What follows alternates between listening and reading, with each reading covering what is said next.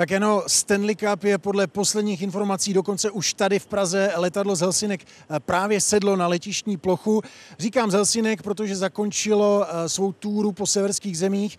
Detroit má 7 hráčů ze Švédska, takže tam byl Stanley Cup nejdříve a svou severskou túru končil ve Finsku. Vedle mě už je scout týmu Detroit Red Wings, pan Vladimír Havluj.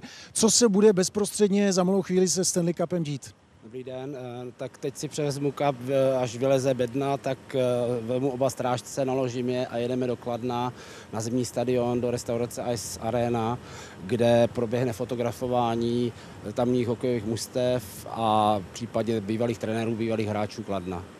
Jak to, že jste tady vy sám, že tady není někdo z hráčů, ať už to Hudler nebo Hašek, na ty čeká pohár v dalších dnech?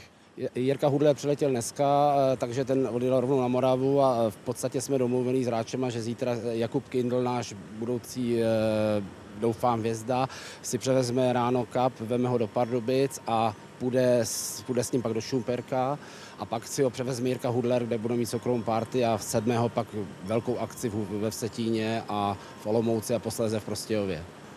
Já moc krát děkuju. Jano, máš slovo.